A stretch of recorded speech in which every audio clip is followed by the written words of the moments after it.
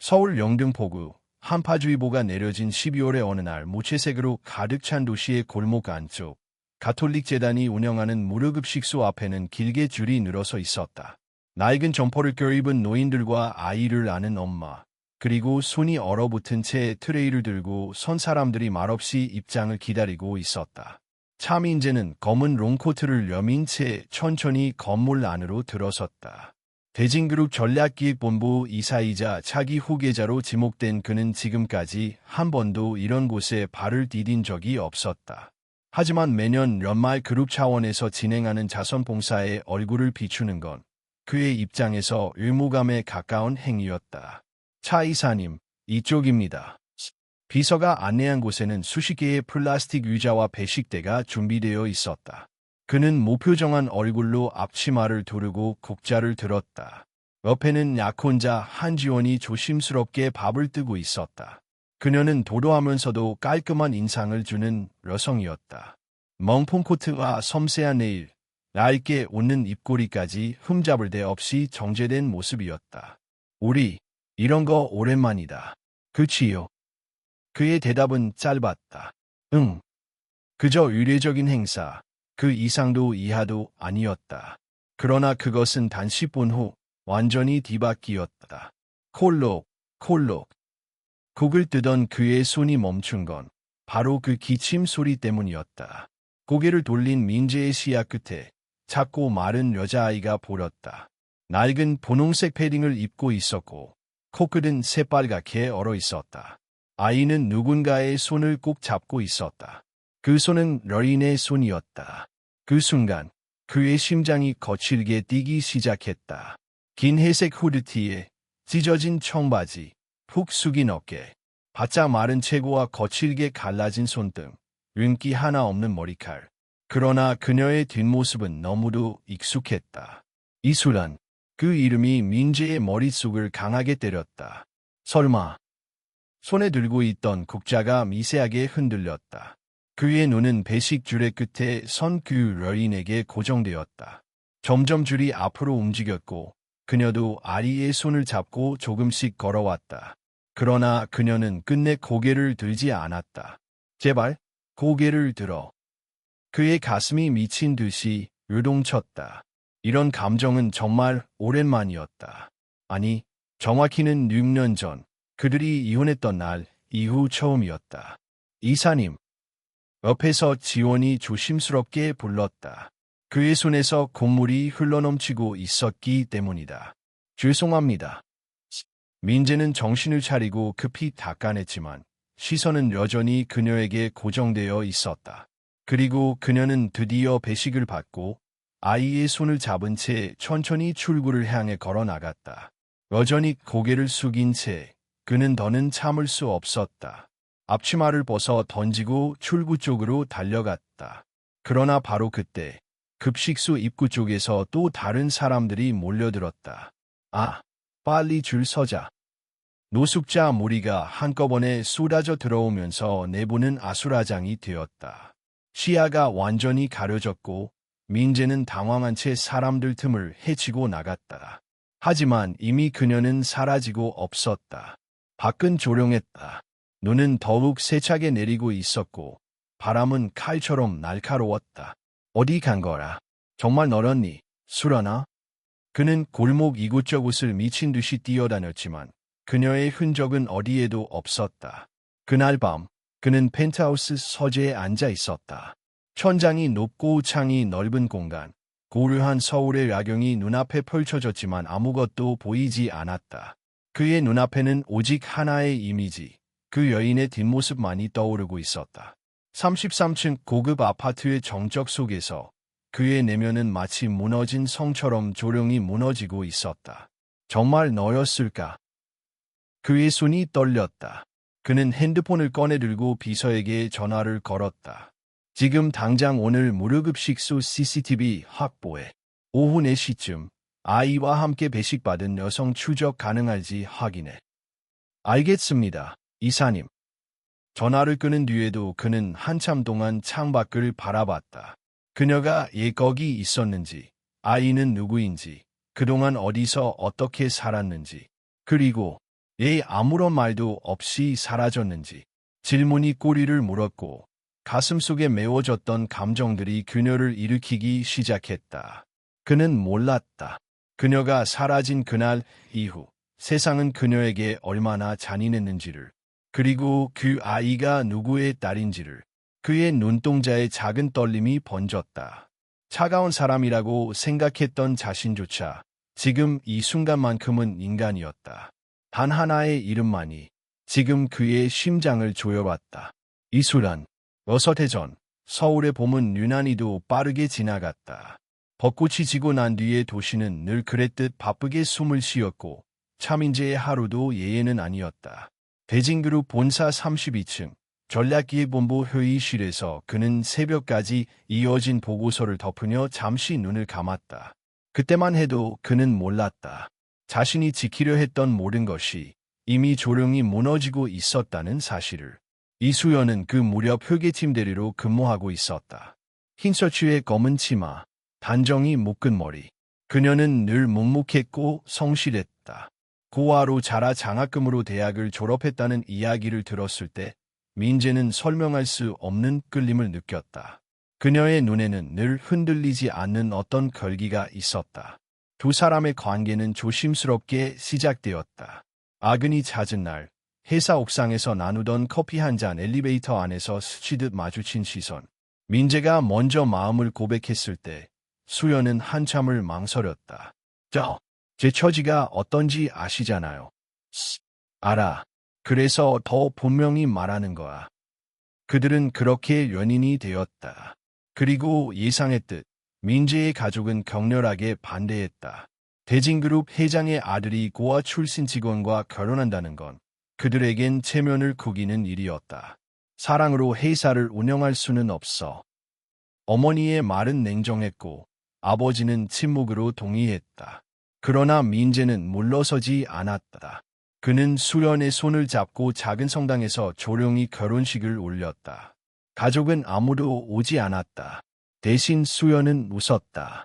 그날만큼은 세상이 그들에게 등을 돌렸어도 괜찮았다. 그리고 할인이 태어났다. 작고 연약한 아이를 품에 안았을 때 민재는 처음으로 두려움을 느꼈다. 이 작은 생명을 지켜야 한다는 책임감, 그리고 자신이 선택한 길이 옳았다는 확신. 수연은 밤새 아이를 안고 노래를 불러주며 말했다.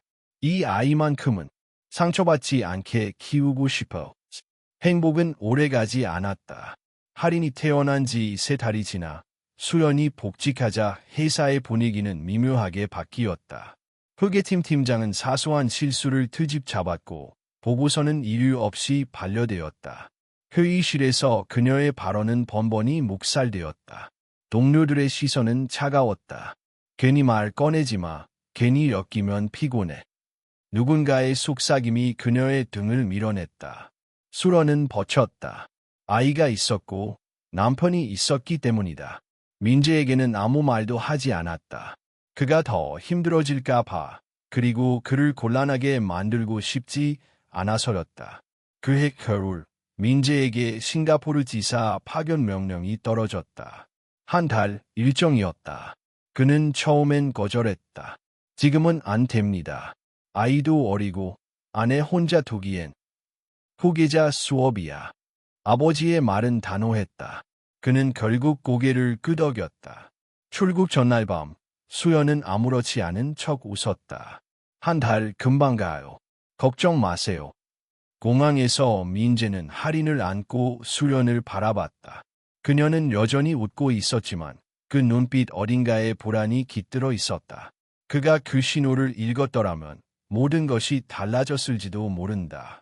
싱가포르에서의 시간은 바빴다. 회의, 계약, 보고서. 민재는 매일 밤 전화를 걸었지만 수연의 목소리는 점점 짧아졌다. 괜찮아. 다 괜찮아. 그 말이 진심이 아니란 걸 그는 애써 예면했다. 서울에서는 다른 일이 벌어지고 있었다. 회계팀 감사가 시작되었다. 수연의 개인 계좌와 해외 법인 간의 자금 이동 내역이 발견되었다는 통보였다. 그녀는 아무것도 알지 못했다. 서류는 조작되어 있었고 서명은 위조되어 있었다. 그날 밤 대진그룹 회장과 그의 아내가 직접 그녀의 집을 찾았다. 조용히 사라지면 아이는 지킬 수 있어. 그 말은 협박이었다. 경찰에 넘기면 구속, 아이는 보호시설로 보내겠다는 말. 수연은 바닥에 주저앉았다. 그녀가 할 수 있는 선택지는 없었다. 이혼 서류가 탁자 위에 놓였다. 날짜는 이미 찍혀 있었다. 민재가 출국하기 전날로. 그 아이를 위해서라면 서명해. 손이 떨렸다. 눈물이 종이에 떨어졌다. 그녀는 이름을 적었다. 그 순간 그녀의 삶은 다른 방향으로 꺾였다. 새벽 3시 수연은 잠든 할인을 안고 집을 나섰다. 돌아보지 않았다. 돌아보면 다시는 걸을 수 없을 것 같았기 때문이다. 민재가 돌아온 날 집은 비어 있었다. 전화는 끊겨 있었고 우편함에는 이혼 확인서 한 장뿐이었다. 그는 믿지 않았다. 이해할 수 없었다. 부모는 말했다. 내가 없는 동안 스스로 떠난 거야. 그는 수연을 찾았다. 그러나 그녀는 이미 세상에서 지워진 사람이 되어 있었다. 그날 이후 민재는 감정을 버렸다. 일에만 매달렸다. 차갑고 완벽한 사람이 되었다. 그것이 살아남는 방법이라고 믿었다.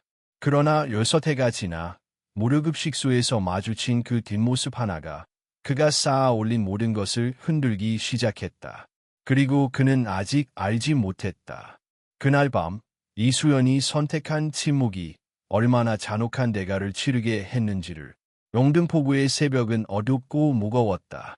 사람들은 아직 이불 속에 있었지만 이수연은 이미 거리로 나섰다. 그녀는 손에 든 낡은 보온병을 폼에 꼭 끌어안고 작은 골목 사이로 발걸음을 재촉했다. 아르바이트를 나가기 전 할인의 아침을 준비해야 했다. 할인아, 엄마 금방 다녀올게. 절대 못 널면 안 돼, 알았지? 응, 얼른 나, 엄마. 7살이 채 되지 않은 아이는 이불 속에서 고개를 끄덕였다. 그녀는 방문을 조용히 닫고 철제 계단을 내려갔다. 낡은 다세대 주택, 곰팡이 냄새가 벽을 타고 흘렀다. 그들이 사는 방은 2.5평짜리 쪽방촌 한켠, 작은 창 하나 없는 공간이었다. 벽지는 누렇게 변색되었고 보일러는 자주 고장이 났다. 그럼에도 수연은 그곳을 안전한 곳이라 불렀다. 아이와 함께 있을 수 있기 때문이었다. 그녀는 새벽 4시부터 오전 9시까지 분식집에서 야채를 다졌고 10시부터 오후 2시까지는 지하철역 근처의 사무실 청소를 했다. 오후에는 마트 시식 아르바이트, 저녁에는 식당 설거지. 매일 4가지 일을 하며 버티고 있었다. 숨 쉴 틈이 없었지만 수연은 단 한 번도 멈추지 않았다. 멈추면 무너질 것 같았기 때문이다. 할인은 늘 혼자 시간을 보냈다. 어린이집은 건강 상태 때문에 자주 결석했고 동네 친구도 없었다. 하지만 아이는 투정 부리지 않았다. 오히려 언제나 엄마를 기다리며 조용히 책을 읽고 그림을 그렸다. 엄마, 나 커서 간호사 될래. 엄마 도와줄 수 있게. 그 말을 들었을 때 수연은 고개를 돌려 눈물을 삼켰다. 할인은 어른보다 어른스러웠고 자신의 아픔을 숨기는 법을 너무 일찍 배웠다. 할인의 건강은 점점 나빠지고 있었다. 비 오는 날이면 기침이 심해졌고 밤마다 숨을 가쁘게 몰아쉬었다. 병원에서는 만성기관지염이라는 진단을 내렸다. 지속적인 치료와 환경 개선이 필요하다는 말도 함께. 그러나 그녀에겐 선택지가 없었다. 밥값을 감당하는 것만으로도 버거웠고 제대로 된 보일러가 나오는 집은 꿈도 꿀 수 없었다. 한 번은 도와달라는 편지를 쓰려 했다. 차민재의 이름을 적다가 다시 지웠다. 여러 번. 끝내 그 편지는 보내지지 않았다. 그 사람에겐 우린 끝난 존재야. 그러나 마음 한구석엔 늘 기대가 있었다. 혹시라도 그가 알게 된다면, 할인을 위해서라면. 그런 희망으로 이메일도 몇 번 써보았지만 전송되지 않았다. 전화는 이미 차단되었고 메신저는 읽히지 않았다. 나중에야 알게 된 건 모든 연락이 한지원이라는 이름 아래에서 걸러졌다는 사실이었다. 그러던 어느 날 할인이 갑자기 쓰러졌다. 고열과 기침으로 정신을 잃었다. 수련은 아이를 안고 병원으로 달려갔고 의사는 입원 치료가 필요하다고 말했다. 그러나 의료보험도 없고 보증인도 없는 상황에서 병원은 냉정했다. 지금 입원시킬 수 없습니다. 응급처치 후 퇴원하셔야 해요. 그녀는 병실 밖에서 아이를 품에 안고 울었다.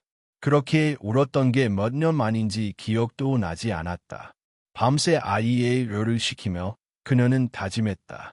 다시 절대로 아이를 위험하게 하지 않겠다고. 다음 날부터 수연은 밤새도록 일했다. 낮에는 신문 배달, 새벽에는 건설 현장 청소. 손은 갈라지고 발은 부르텄다다. 하지만 돈이 조금씩 모였다다. 하루하루가 전쟁이었다. 그런 날들 속에서 하리는 조용히 커갔다. 학교에 다니지 못했지만 동네 도서관에서 책을 빌려 읽었다. 알파벳을 스스로 익히고 숫자를 셌다. 그녀는 작고 마른 몸으로 세상과 맞서고 있었다. 수련은 아이를 위해 다시 살아야 했다. 더는 이수연이라는 이름이 아닌 오직 할인이 엄마로서 그것만이 존재 이유가 되었다. 어느 날 식당에서 라간 아르바이트를 마치고 집에 돌아오던 길 눈이 내리고 있었다. 골목 끝에서 그녀는 누군가의 시선을 느꼈다. 고개를 돌렸지만 아무도 없었다. 아니, 그저 그렇게 느낀 것일 수도 있었다. 겨울의 추위와 피로가 만든 착각. 그러나 그 순간 그녀는 본능적으로 느꼈다. 어딘가에서 누군가가 자신을 보고 있다는 걸. 그날 밤 그녀는 할인을 꼭 껴안고 잠들었다. 가슴이 이상하게 졸여왔다. 그리움인지 두려움인지 알 수 없는 감정이 밀려왔다. 그리고 몰랐다. 바로 그날 차민재가 그녀의 뒷모습을 알아봤다는 걸. 차민재는 그날 이후 잠을 거의 이루지 못했다. 펜트하우스의 넓은 침실은 지나치게 조용했고 정적은 오히려 그의 머릿속을 더 시끄럽게 만들었다. 눈을 감으면 무료급식소에서 보았던 뒷모습이 떠올랐다. 고개를 숙인 채 아이의 손을 꼭 잡고 있던 여자, 그리고 그 아이의 작은 기침 소리. 우연일 리 없었다. 단순한 착각으로 치부하기엔 그의 가슴이 너무 세게 반응하고 있었다. 다음 날 아침, 그는 비서에게 다시 연락했다. 어제 말한 CCTV 말이야. 어디까지 확인됐어? 급식소 내부와 주변 골목 CCTV를 확보했습니다. 아이와 함께 나온 여성은 영등포 쪽으로 이동한 것으로 보입니다. 정확한 동선은 지금 추적 중입니다. 민재는 고개를 끄덕였다. 손끝이 미세하게 떨렸다. 어서대 동안 그는 이수연을 찾으려 애썼다. 사설 탐정도 붙여봤고 해외 출입국 기록도 확인했다. 하지만 그녀는 마치 세상에서 증발한 사람처럼 흔적이 없었다. 그래서 그는 결국 믿어버렸다. 그녀가 다른 삶을 선택했을 거라고, 자신을 떠난 게 맞다고. 그러나 지금 그 믿음이 무너지고 있었다. 이틀 후 비서는 낡지 않은 파일 하나를 들고 그의 집무실로 들어왔다. 차 이사님, 영등포 쪽 쪽방촌입니다. 이 여성 이수연 씨로 추정됩니다. 민재는 파일을 받아들고 천천히 페이지를 넘겼다. 오래된 건물 사진, 좁은 골목, 낡은 철문, 그리고 그 문 앞에 서 있는 익숙한 실루엣의 여자. 얼굴은 흐릿했지만 민재는 한눈에 알아볼 수 있었다. 아이 정보는 차할인, 만 6살 이수연 씨와 함께 거주 중인 것으로 보입니다. 건강 상태가 좋지 않습니다. 병원 기록이 일부 확인됐습니다. 차할인, 그 이름이 그의 심장을 세게 쳤다. 성이 같았다. 우연이라고 하기엔 너무 노골적이었다. 민재는 한참 동안 말이 없었다. 머릿속에서는 수많은 장면이 겹쳐졌다. 수련의 뱃속에서 움직이던 아이, 출국 전 공항에서 안았던 작은 손, 그리고 지금 떠오른 그 아이의 기침 소리. 그는 의자에서 일어났다. 직접 가보겠다. 차 이사님, 그건 위험할 수도. 아니, 확인해야 해. 그날 저녁, 민재는 평범한 코트를 입고 영등포로 향했다. 고급 세단 대신 렌터카를 탔고 비서도 동행시키지 않았다. 좁은 골목으로 들어서자 도시의 풍경이 완전히 달라졌다. 깨진 가로등, 쓰레기 봉투가 쌓인 길가, 그리고 창문마다 걸린 낡은 빨래들. 이런 곳에서 사람이 산다는 사실이 믿기지 않았다. 파일에 적힌 주소 앞에 도착했을 때 그는 차에서 한참을 내리지 못했다. 철문 너머에서 아이의 웃음소리가 들렸다. 짧고 약했지만 분명한 웃음이었다. 그리고 그 웃음 뒤에 낮고 지친 목소리가 들렸다. 하리나, 뛰지마, 숨 가빠진다. 민재의 가슴이 졸여왔다. 그는 골목 건너편에 서서 그 집을 바라봤다. 잠시 후 문이 열렸고 수연이 아이의 외투를 여며주며 나왔다. 그녀는 여전히 말랐고 얼굴은 창백했다. 하지만 아이를 바라보는 눈만큼은 예전과 다르지 않았다. 조심스럽고 따뜻했다. 그는 그 자리에서 움직일 수 없었다. 정말 수연이야. 그리고 아이. 차아린. 민재는 확신했다. 그 아이는 자신의 딸이었다. 눈매, 이마, 웃을 때 살짝 올라가는 입꼬리까지. 부정하고 싶어도 부정할 수 없었다. 그날 이후 민재는 매일같이 그 골목을 찾았다. 멀찍이 떨어진 곳에서 두 사람의 일상을 지켜봤다. 수연이 새벽에 집을 나서는 모습, 아이를 혼자 두고 일하러 가는 뒷모습, 그리고 밤늦게 돌아와 지친 몸으로 아이를 안고 잠드는 모습. 어느 날은 할인이 혼자 계단에 앉아 기침을 하고 있었다. 민재는 본능적으로 다가갈 뻔했지만 발걸음을 멈췄다. 지금 자신이 나서면 모든 것이 망가질 것 같았다. 대신 그는 다른 방법을 택했다. 그 다음 날 아침, 수연의 집 앞에는 작은 종이봉투가 놓여 있었다. 안에는 어린이용 기침약과 영양제, 그리고 손글씨로 적힌 짧은 메모가 있었다. 아이에게 필요한 약입니다. 부담 갖지 말고 쓰세요. 수연은 한참 동안 그 봉투를 바라봤다. 누가 놓고 갔는지 알 수 없었지만 약은 분명 아이에게 꼭 필요한 것이었다. 그녀는 주변을 둘러봤지만 아무도 없었다. 그날 이후로도 봉투는 계속 노렸다. 따뜻한 즙, 두꺼운 목도리, 아이의 겨울 신발. 언제나 새벽이나 낮, 사람이 없는 시간에 조용히. 수연은 불안해졌다. 누군가 자신들을 지켜보고 있다는 느낌. 그러나 동시에 설명할 수 없는 안도감도 있었다. 누군가 아이를 생각해주고 있다는 사실이 너무도 오랜만이었기 때문이다. 민재는 멀리서 그 모습을 지켜보며 처음으로 스스로를 미워했다. 어설의 동안 그는 이 아이의 존재조차 몰랐다. 아니, 알려하지 않았다. 믿기 편한 거짓말 속에 숨어 있었다. 그날 밤 그는 비서를 불렀다. 러서대전 일 전부 다시 조사해. 수연이 횡령 혐의로 쫓겨났던 사건, 이혼 서류, 그리고 그 이후의 모든 정황. 차 이사님, 그건 회장님과도 관련이 있을 수 있습니다. 상관없어. 진실이 필요해. 전화를 끊은 뒤 민재는 창밖을 바라봤다. 영등포의 밤은 어두웠고 싸늘했다. 그 어둠 속에서 자신의 아이가 숨을 헐떡이며 살아가고 있다는 사실이 그를 견딜 수 없게 만들었다. 이제 와서 내가 뭘 할 수 있을까? 그는 아직 답을 몰랐다. 다만 하나만은 분명했다. 더 이상 예면하지 않겠다는 것. 진실이 무엇이든 그 대가가 무엇이든 끝까지 마주하겠다는 것. 그리고 그 선택은 곧 그와 수연 그리고 할인의 삶을 다시 한 번 거세게 뒤흔들게 될 것이었다. 차민재는 아침 8시에 정확히 영등포의 골목 끝에 도착했다. 며칠째 반복되는 일정이었다. 그는 매일 똑같은 장소에서 똑같은 시간에 같은 방향으로 시선을 고정한 채 서 있었다. 차아린이 얇은 옷차림으로 쭉방춘 계단을 내려오는 모습은 이제 그의 기억 속에 새겨진 장면이 되었다. 이날도 마찬가지였다.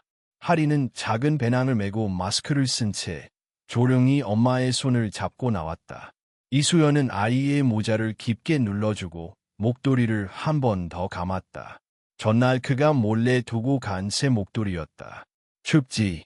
코 잘 막고 다녀라 해. 응, 엄마. 두 사람의 짧은 대화. 민재는 멀리서 들리지도 않는 그 대화를 눈으로 읽었다.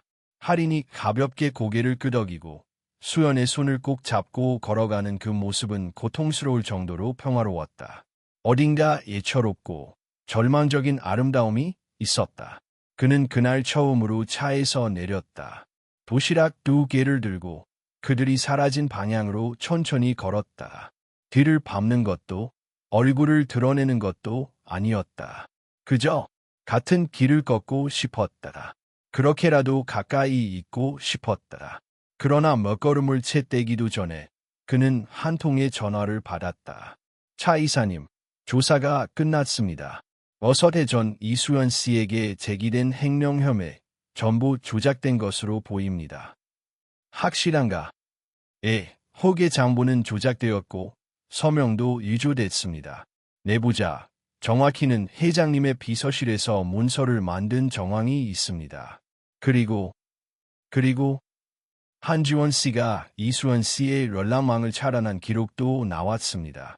이사님의 메일과 메시지가 중간에서 모두 삭제됐습니다. 민재는 한참 말을 잇지 못했다. 모든 것이 연결되었다. 갑작스러운 출국 명령, 수연의 이탈, 차단된 연락, 조작된 문서. 누군가가 의도적으로 이들을 떼어놓았던 것이다. 아니, 분명히 그랬다. 가장 가까운 이들이 자신을 속였다는 분노보다 더 무거운 감정이 밀려왔다. 자신이 그 시간 동안 아무것도 몰랐다는 죄책감, 그리고 예면했다는 자책. 수연이 어떤 고통 속에서 혼자 아이를 키우고 있었는지를 이제야 깨닫게 되었다. 그는 핸드폰을 꺼냈다. 메시지를 쓰기 위해. 하지만 손가락이 멈췄다. 무슨 말을 해야 할지 몰랐다. 미안해라는 한마디로는 부족했다. 민재는 대신 다른 행동을 택했다.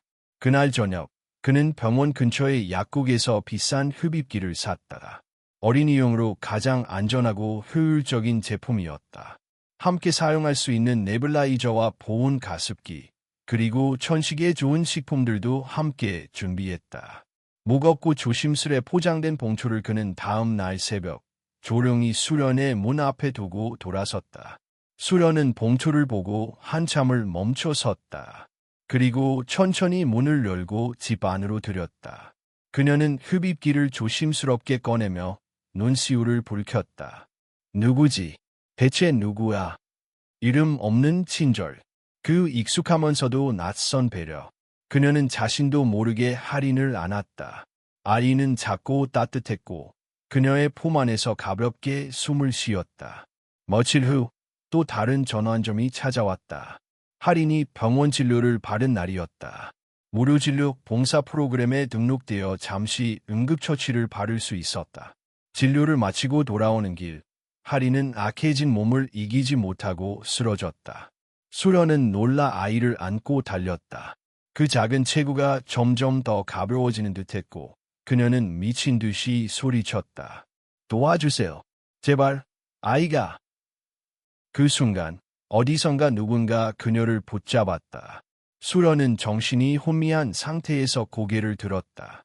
흰 간호복을 입은 젊은 여성이 그녀를 안고 있었다. 이리로 와로. 제가 병원 데려갈게요. 배지수가 그들이었다. 인근의 작은 개인 병원에서 간호사로 일하고 있던 그녀는 그날 우연히 퇴근길이었다. 길에 쓰러진 수연과 할인을 본 순간 망설이지 않았다. 병원에서 응급처치를 받고 할인은 산소호흡기에 의지해 숨을 쉬었다. 수연은 그 옆에서 손을 잡고 눈을 감은 채 기도했다. 간호사 배지수는 그녀의 곁을 지키며 조용히 물었다. 보호자 연락처 없어요. 수연은 고개를 저었다. 없어요. 아무도 없어요. 그녀의 눈빛은 고단했지만 단단했다. 세상 누구에게도 기대지 않겠다는 결심이 담겨 있었다. 그날 밤, 민재는 비서를 통해 이 사실을 전해 들었다. 할인 양, 병원에 입원 중입니다.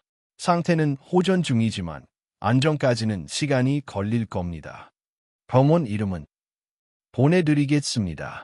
다만 이수연 씨는 이사님이 개입하는 걸 원치 않을 겁니다. 민재는 아무 말도 하지 않았다. 그는 창밖을 바라봤다. 그 안에 담긴 감정은 복잡했다. 미안함, 안타까움, 그리고 아직도 다가가지 못하는 거리감. 하지만 그는 알았다. 이제 변해야 한다는 것을. 그녀가 힘겹게 지켜온 이 삶에 비로소 자신이 의미 있게 다가서기 위해선 단순한 동정이나 후회만으로는 안 된다는 것을. 그는 천천히 그러나 단호하게 자리에서 일어섰다. 어떤 고통이 오더라도 그는 이제 외면하지 않을 것이다.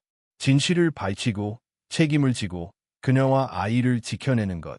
그것이 6해 전 그가 하지 못한 약속을 지키는 유일한 방법이었다. 그리고 그 첫걸음은 진심으로 마주 서는 일이었다. 가장 아프고 가장 솔직하게. 그날 저녁 서울에는 눈보라 경보가 내려졌다. 12월의 끝자락, 바람은 매섭고 칼날 같았으며 골목마다 흩날리는 눈발은 눈꺼풀을 파고들 만큼 거칠었다. 이수연은 일을 마치고 겨우 퇴근하던 길이었다. 하루 종일 식당에서 설거지를 했고 손은 물에 불어 갈라졌다. 장갑조차 없이 버틴 겨울이 이미 2번째였다. 그러나 그녀는 지쳐 쓰러질 틈이 없었다. 집에는 할인이 있었다. 기침이 며칠째 멈추지 않았고 오늘 아침엔 열도 조금 있었다. 수러는 발걸음을 재촉했다. 얼어붙은 골목을 미끄러지듯 달려갔다. 그때였다. 그녀의 핸드폰이 진동했다. 낡은 폴더폰. 병원에서 걸려온 전화였다. 이수연 보호자분 되시죠? 차아린 양. 고열로 인한 호흡곤란 증세가 심각해졌습니다. 지금 상태로는 즉각적인 응급처치가 필요합니다. 순간 그녀의 머릿속이 새하려졌다. 손에서 핸드폰이 떨어질 뻔했다. 심장이 미친 듯이 뛰었고 눈앞이 흔들렸다. 지금 당장 가겠습니다. 그녀는 뛰기 시작했다. 뺨을 때리는 눈발, 언 발목, 미끄러운 골목 따위는 아무 의미가 없었다. 아이가 죽을지도 모른다는 공포가 전신을 휘감았다. 하지만 병원까지는 거리가 있었다. 택시를 잡으려 해도 이 골목까지 들어오는 차는 없었다. 걸어야 했다. 수러는 자신의 모든 체력을 짜내어 달렸다. 버스 정류장까지, 거기서 병원까지. 그 몇 킬로미터는 지금까지 그녀가 걸어온 인생보다 더 길게 느껴졌다. 한편 같은 시각, 차민재는 자신의 사무실에서 병원으로부터 전달된 연락을 받고 있었다. 비서가 얼굴을 굳힌 채 말했다. 할인 양 상태가 급격히 나빠졌다고 합니다. 보호자가 아직 도착하지 않았답니다. 민재는 한치의 망설임도 없이 자리에서 일어났다. 차를 대 지금 바로 병원으로 간다. 자동차는 눈이 쌓인 도로를 미끄러지듯 달렸다.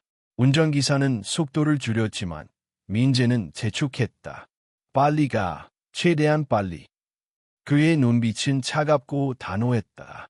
그러나 그 눈빛 속에는 형언할 수 없는 불안과 공포가 숨어 있었다. 그 아이는 자신의 딸이었다. 이제 와서 알게 되었지만 늦기 전에 반드시 지켜내야 했다. 병원에 도착했을 때 응급실 안은 분주했다. 간호사들이 바삐 움직이고 의사들은 진료 기록을 검토하고 있었다. 민재는 안내데스크로 달려갔다. 차아린, 지금 어디 있습니까? 보호자 분이신가요? 그렇습니다. 의사는 그를 따로 불러 설명했다. 호흡이 많이 약해졌습니다. 지금은 산소호흡기에 의존하고 있습니다. 다행히 큰 고비는 넘겼지만 경과를 봐야 합니다. 그제야 민재는 비로소 눈을 감았다. 주먹을 꽉 쥔 채 입술을 깨물었다. 그리고 중환자실 창문 너머로 아이를 바라보았다. 작고 여린 몸에 기계들이 연결되어 있었고 눈은 감겨 있었다. 그 모습은 민재의 가슴을 산산이 부쉈다. 할인아. 그는 처음으로 그 이름을 입에 올렸다.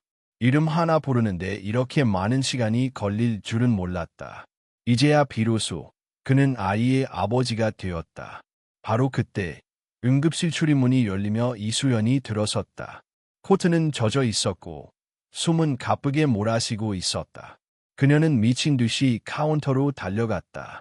차아린, 제 딸이요. 지금. 간호사는 그녀를 진정시키며 중환자실 위치를 안내했다. 수련이 달려가려는 순간 그 앞에 민재가 서 있었다. 수련아. 그 한마디가 그녀를 멈추게 했다. 수련은 얼어붙은 듯 그의 얼굴을 바라봤다.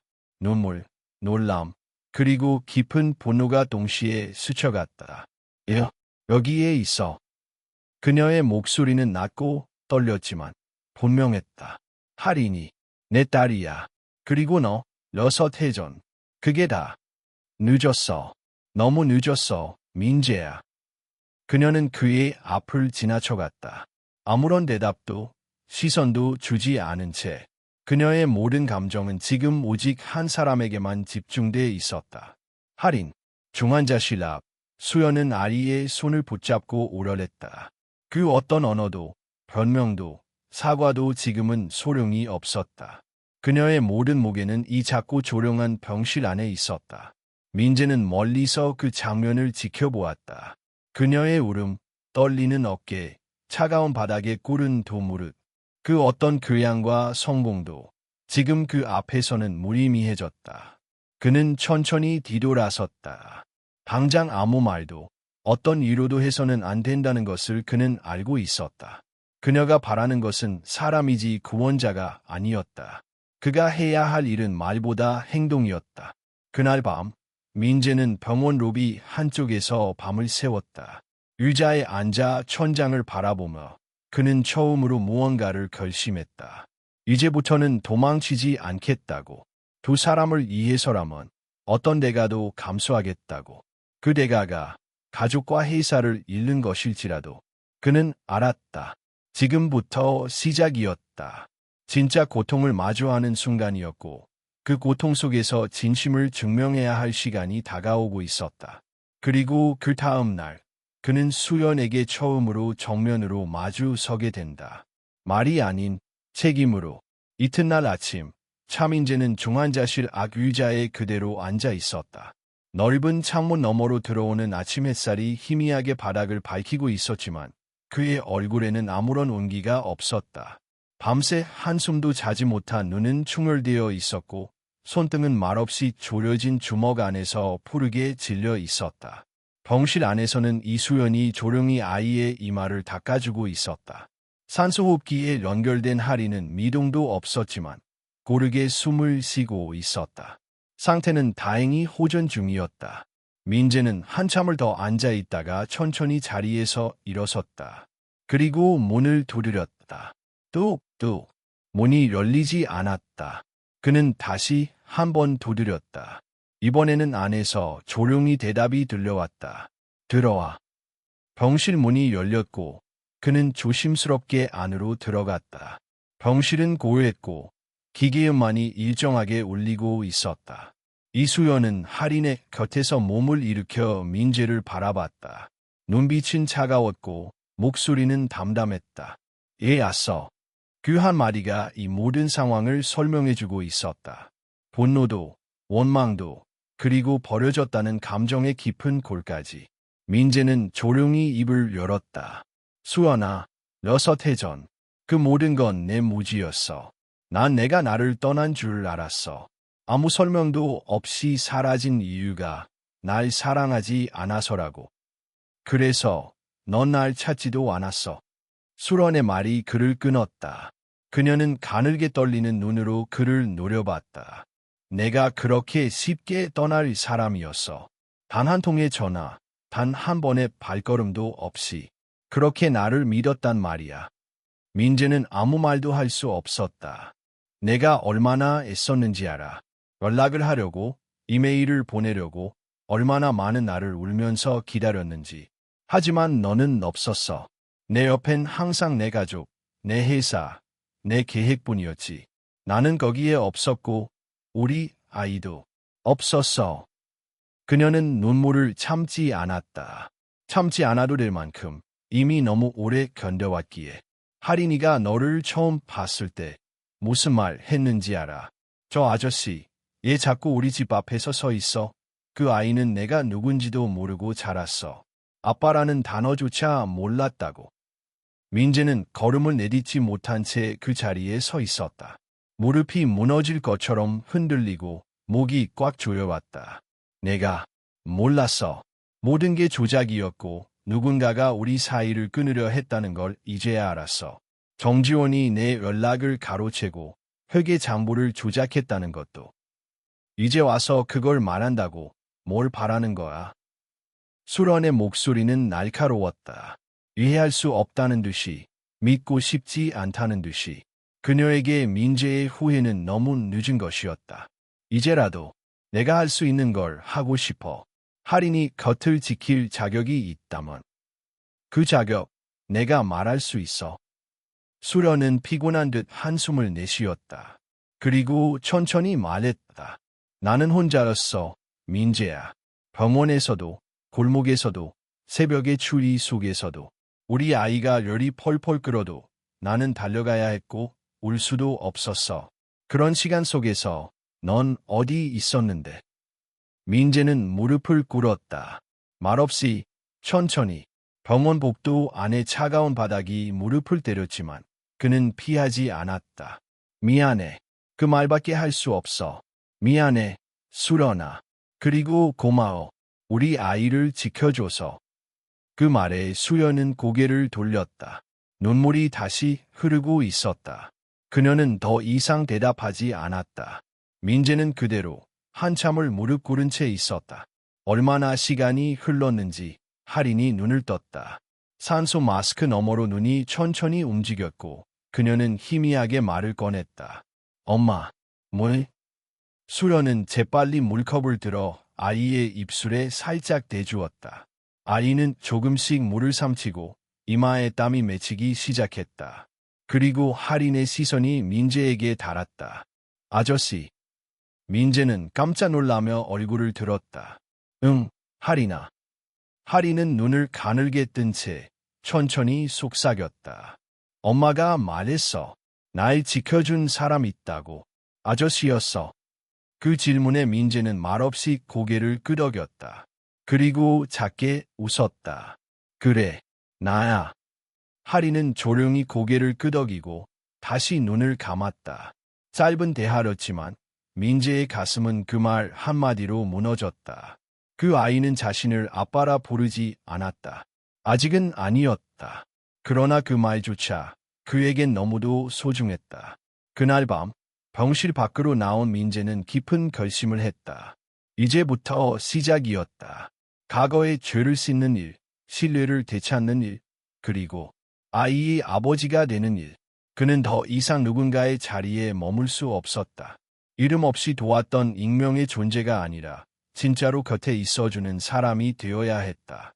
그리고 그 결심은 그가 다시 가족을 마주할 수 있는 유일한 길이었다. 이수연은 병원 창가에 서 있었다. 며칠째 내리던 눈은 이제 그쳤고 바람도 조금 누그러진 상태였다. 창문 너머로 희뿌연 하늘이 보였고 어렴풋한 햇살이 병실 안으로 스며들었다. 할인은 여전히 침대 위에 누워 있었다. 악한 숨결이 규칙적으로 이어지고 있었고 작은 손은 여전히 수연의 손을 꼭 잡고 있었다. 그 손을 바라보며 수연은 생각했다. 어서태 전 이 아이를 안고 병원 대기실에 처음 들어섰을 때를 보증인이 없다는 이유로 입원조차 거절당했던 그날, 그 절망을 지금도 생생히 기억하고 있었다. 그런데 이제 그 아이 곁에는 민재가 있었다. 그는 하루에도 몇 번씩 병실을 찾았고 말없이 아이의 상태를 묻고 돌아갔다. 수련이 자리를 비운 짧은 순간에도 민재는 할인 곁에 있었다. 그 모습은 위로이자 동시에 혼란이었다.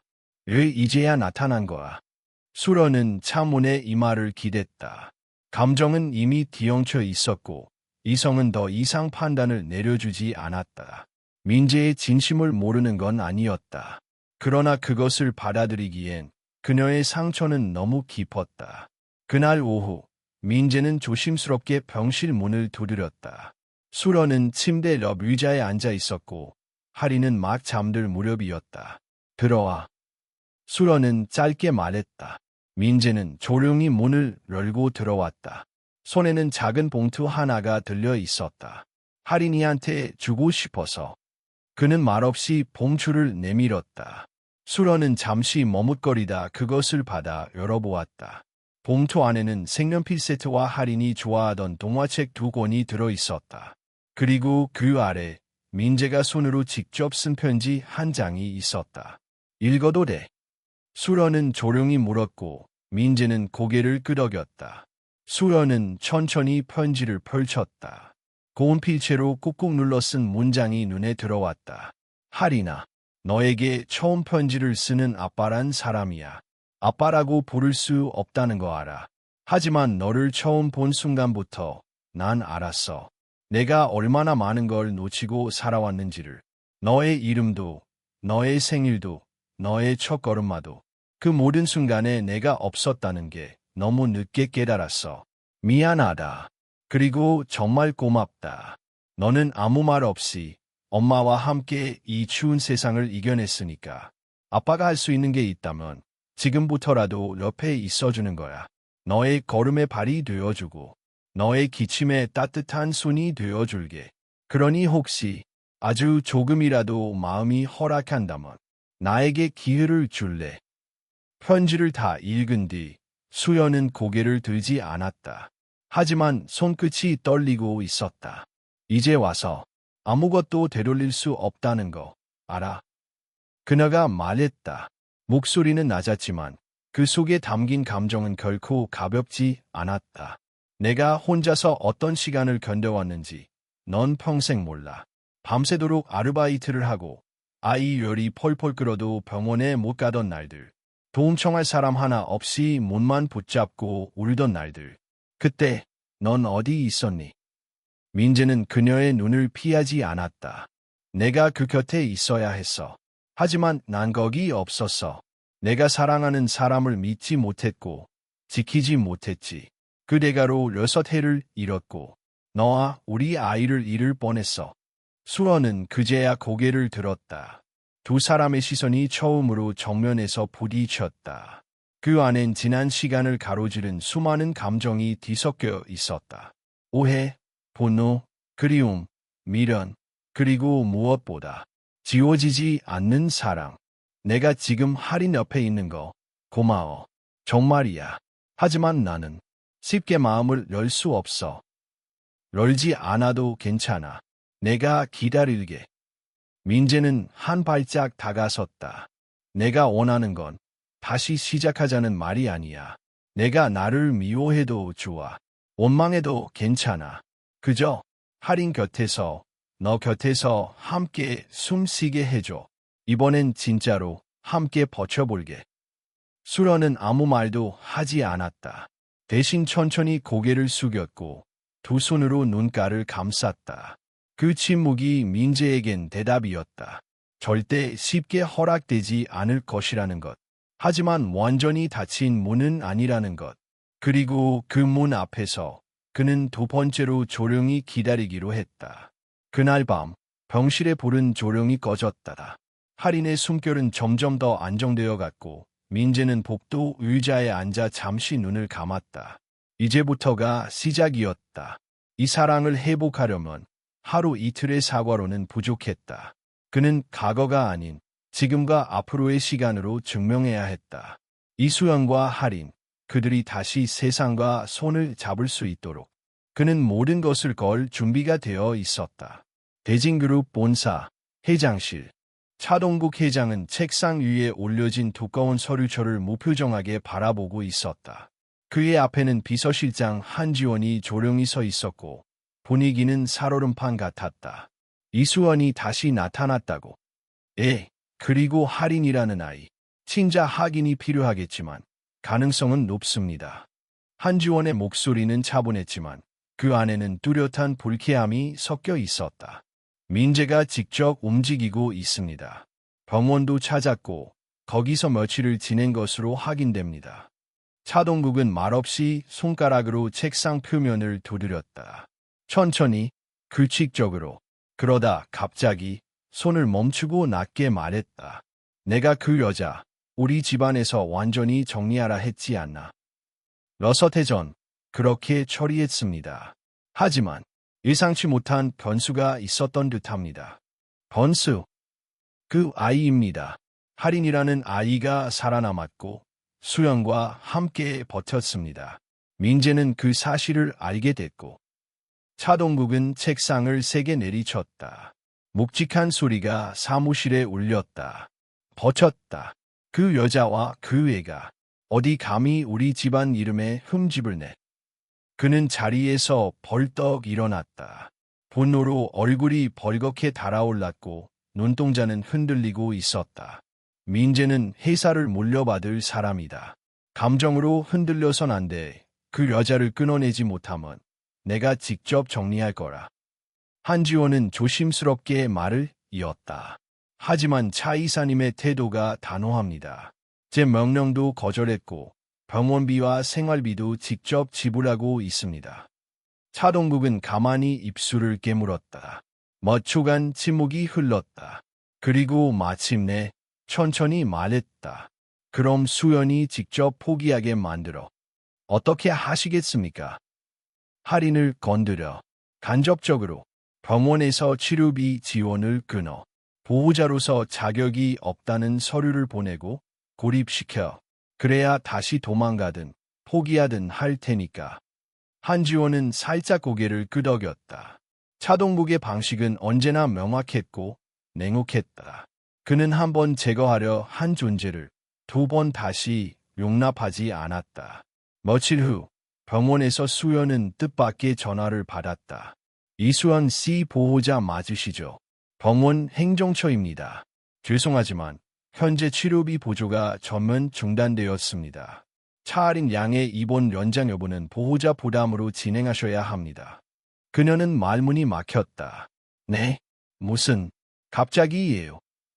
저희도 자세한 사정은 모르지만 지원 계좌가 중단되었고 후원자 측 연락도 두절되었습니다. 다음 주까지 퇴원 절차를 준비해 주셔야 합니다. 수련은 핸드폰을 들고 병원 복도를 서성였다. 아무도 없는 공간에서 그녀는 머리를 감싸쥐었다. 다시 시작이었다. 언제나처럼 누군가의 결정 하나로 모든 것이 흔들리는 삶. 그녀는 민재에게 연락을 하지 않았다. 자존심 때문만은 아니었다. 이 모든 게 결국 민재의 세계에서 비롯된 문제였기 때문이다. 그의 가족, 그의 권력, 그의 질서가 자신과 할인을 짓밟고 있었다. 하지만 그날 저녁 병실로 돌아오던 길 복도 끝에서 민재가 기다리고 있었다. 무슨 일이야? 그는 그녀의 눈빛만 보고도 이상함을 감지했다. 병원에서 전화 왔어. 지원이 끊겼대. 더는 입원도 못하고 후원자 연락도 안 된다고. 수런은 담담히 말했다. 분노조차 드러내지 않았다. 마치 익숙하라는 듯이. 그게 우리 아버지야. 민재는 숨을 들이켰다. 내가 다 막으려 했어. 내가 모르게. 하지만 그 사람은 절대 포기하지 않아. 그러니까 이제 어떡할 거야? 수런의 목소리는 차가웠다. 또 도와주겠다고. 또 대신 해결하겠다고. 그건 내가 했던 방식이야. 날 지우고 상황을 통제하고 결국엔 다시 나를 무너뜨리는 방식. 아니야. 이번엔 달라. 내가 정하는 대로 할게. 내가 원하는 만큼만 곁에 있을게. 넌 그게 가능하다고 생각해. 수련은 눈을 마주치며 묻는다. 내가 대진그룹의 후계자라는 자리를 내려놓을 수 있어. 너의 세계를 포기할 수 있냐고. 민재는 한동안 대답하지 못했다. 그 질문은 단순한 감정의 영역이 아니었다. 선택의 문제였다. 삶의 방향을 송두리째 바꿔야 하는 결정. 그리고 그가 고개를 들었을 때 그 안에는 더 이상 흔들림이 없었다. 할 수 있어. 내가 나와 함께 있어준다면. 수런은 아무 말도 하지 않았다. 하지만 이번엔 그 침묵이 부정은 아니었다. 며칠 뒤 민재는 회장실에 들어섰다. 차동국은 냉소적으로 그를 바라봤다. 병원비도 끊었는데 내가 다시 그 여자한테 가겠다고. 예, 가겠습니다. 민재는 단호하게 말했다. 하리는 제 아이입니다. 수런은 제가 선택한 사람입니다. 아버지가 원하시는 후계자의 길, 이제 제게는 의미 없습니다. 그 말 책임질 수 있나? 책임지겠습니다. 지금부터가 진짜 제3이니까요. 그 말에 차동국은 아무 말도 하지 않았다. 대신 그의 눈빛은 천천히 식어갔다. 아들을 잃는 감정이 아니라 통제할 수 없는 세계 앞에 선 절망에 가까운 눈빛이었다. 그날 저녁, 민재는 다시 병원으로 돌아왔다. 수련은 여전히 창가에 있었고 하리는 조용히 잠들어 있었다. 그는 조용히 말했다. 이제 정말 다 정리했어. 수련은 그를 바라봤다. 아주 오래전처럼 그 눈을 똑바로 마주 봤다. 그럼 다시 시작할 수 있을까? 민재의 목소리는 작고 떨리고 진심이었다.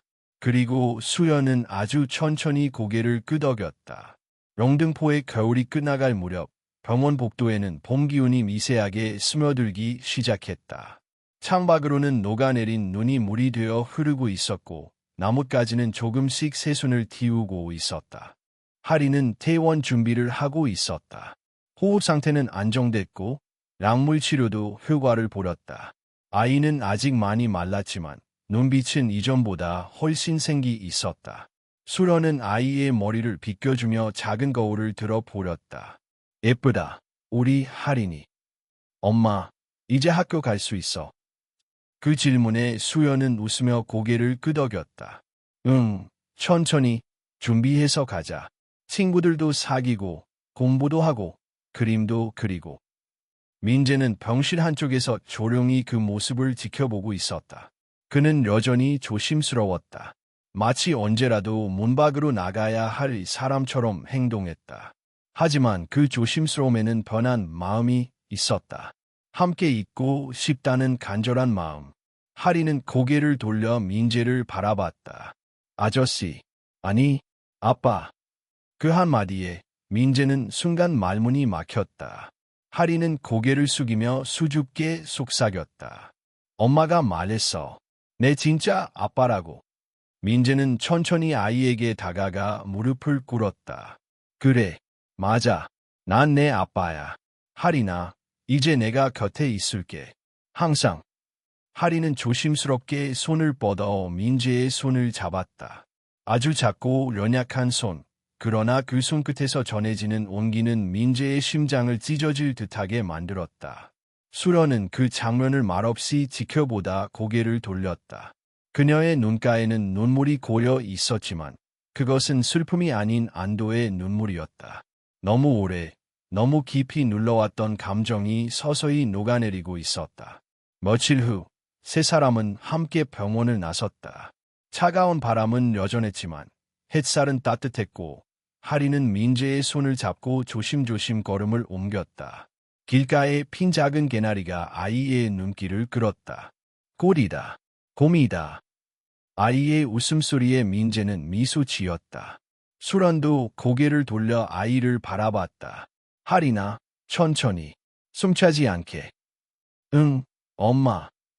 아이의 목소리는 맑고 환했다. 그 웃음은 오랜 시간 침묵했던 세 사람의 상처를 조금씩 어루만지고 있었다. 그날 저녁, 민재는 수련과 마주 앉았다. 낡은 전기난로 앞, 작고 오래된 방 안이었지만 그곳엔 조용한 평화가 흘렀다. 이 집, 불편하지? 민재가 물었다. 아니, 익숙해. 수련은 차분히 대답했다. 하지만 이제 하린에게는 조금 더 따뜻한 공간이 필요할 것 같아. 그 말에 민재는 조심스레 말했다. 나랑 같이 새로운 집을 찾아보면 어떨까? 내가 싫다면 안 해도 돼. 하지만 나는 이제 너희와 함께 살고 싶어. 수련은 한참을 말이 없었다. 그녀는 벽에 걸린 하린의 그림을 바라봤다. 아이가 그린 세 사람, 엄마, 아빠, 그리고 자기 자신. 세 사람은 손을 잡고 웃고 있었다. 난 아직도 두려워. 너랑 함께 산다는 게 다시 상처받는 건 아닐까. 그런 생각이 들어. 나도 두려워. 하지만 이번엔 피하지 않을 거야. 너와 하린을 지키는 게 내가 살아갈 이유라. 민재의 말은 짧았지만 단단했다. 그것은 거명이 아니라 약속이었다. 수련은 천천히 고개를 끄덕였다. 그럼 우리 한번 해보자. 아주 천천히. 그 말은 두 사람에게 시작이었다. 완벽한 화해도 사랑의 결실도 아니었다. 하지만 분명히 함께 가기로 한 첫걸음이었다. 몇 달 후, 하리는 새로 이사한 작은 아파트 근처 초등학교에 입학했다. 민재는 아침마다 아이의 손을 잡고 학교 앞까지 함께 걸었다. 아이는 매일 새로운 친구 이야기를 했고 수업 시간에 있었던 일들을 자랑처럼 늘어놓았다. 수러는 근처 도서관에서 다시 일하기 시작했다. 사람들과 어울리며 조금씩 일상을 회복해갔다. 가끔은 도서관 유리창 너머로 민재와 하린이 함께 걷는 모습을 보며 자신도 모르게 웃음을 짓곤 했다. 민재는 더 이상 대진그룹의 이사가 아니었다. 그는 모든 직책을 내려놓고 홀로 작은 출판사를 시작했다. 세상을 바꾸는 일보다 두 사람의 삶것을 지키는 것이 더 중요하다는 걸 이제야 깨달았기 때문이었다. 그리고 어느 날, 세 사람은 함께 바닷가로 여행을 떠났다. 하리는 파도를 따라 뛰었고 민재는 그 뒤를 쫓으며 사진을 찍었다. 수러는 모래 위에 앉아 그 모습을 바라봤다. 긴 세월을 돌아서라 얻은 평범한 행복이었다. 해질 무렵 민재는 조심스럽게 수련에게 다가가 앉았다. 내가 언젠가 책을 내면 제목을 정했어. 뭔데? 수련이 웃으며 물었다. 민재는 하늘을 올려다보며 말했다. 다시 우리. 그 말에 수연은 한참을 침묵하다가 작게 속삭였다. 좋다. 그 제목. 그리고 그녀는 처음으로 민재의 손을 잡았다. 아무런 조건도 없이 조용히. 그렇게 세 사람은 저물어가는 햇살 속에서 함께 앉아 있었다. 서로의 손을 놓지 않은 채 아주 평범한 하루의 끝을 맞이하며